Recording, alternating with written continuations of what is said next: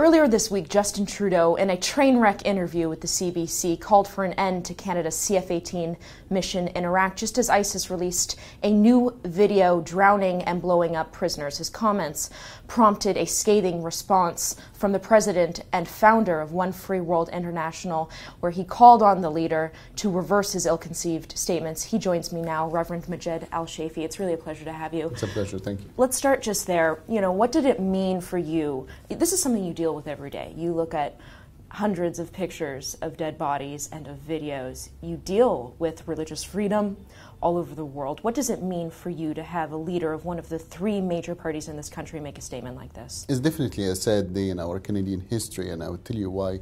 Not just for a man that I work, like I'm a human rights activist, I work and this is my field, I see the victims every day, but myself as a victim of persecution and torture. The fact that he will make a statement where he will completely decide that he will withdraw from fighting ISIS and supporting the people and protecting the minorities in Iraq to putting his hand in the hand of a terrorist state like Iran, that's definitely a very sad day in the Canadian history. In your statement, you say pulling Canadian troops, and I quote, pulling Canadian troops from the fight against ISIS to focus on humanitarian aid is naive and will make the world a more dangerous place. You go on to say if Justin Trudeau's only focuses on humanitarian assistance, he will be dropping aid on dead people. I might take that one step further. Not only is he dropping aid on dead people, but that aid could potentially get into the hands of ISIS, no? Absolutely. But the point here is there is no logic. We did not declare a war against ISIS. ISIS declared a war against us.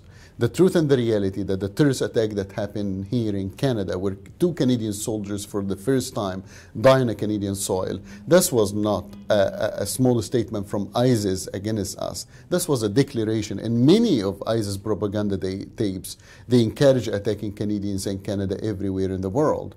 By saying that we will withdraw, we will not fight ISIS, we will not protect the minorities, we will not protect women's rights, you are basically encouraging ISIS more and more to do more.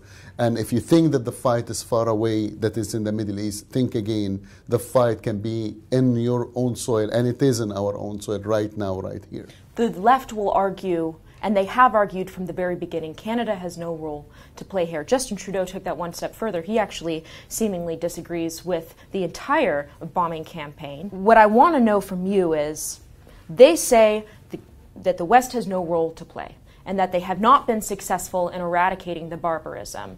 But how many more Kurds, Christians, Yazidis would be dead if not for that campaign? I would say most of them, is not, if it's not all.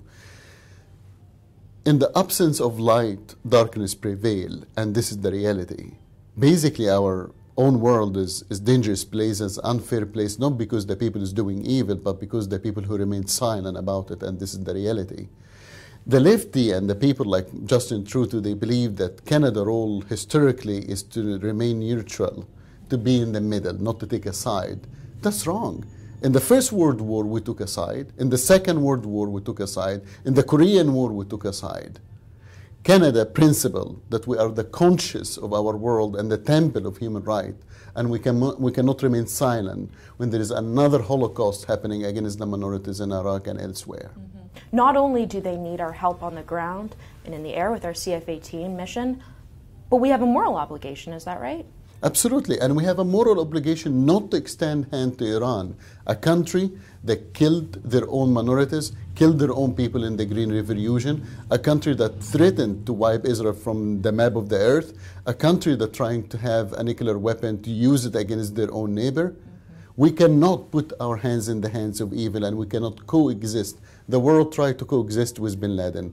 The world tried to coexist with Hitler, and we failed. And we cannot coexist with the Iranian regime that exists today. Now, you've called on the leader to reverse his ill-conceived statements. What I find interesting is you also have 12 community organizations that represent ISIS victims backing you. Do you think Justin Trudeau understands this? I don't think he will care. I don't think that even when he reads this statement, he will react to it.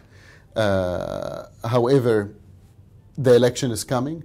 Our groups, our organizations, our minority will remember who stood beside us in the time of need and who stood against us, and who is smart and wise and who is naive, and forgive me for this statement, stupid.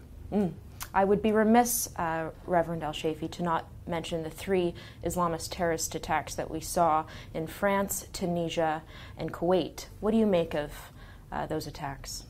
According to Mr. Justin Trudeau, it's fine if we just sit down and do nothing about it.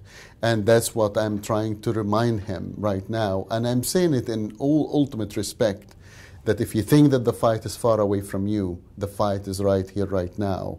And if we did not stop them at the roots, if we did not cut the head of the snake, I promise you that this snake will hit you in your home. And that's what we're seeing today. Okay, it was a pleasure talking to you. It's an honor. Keep Thank up you. the good fight. Thank you.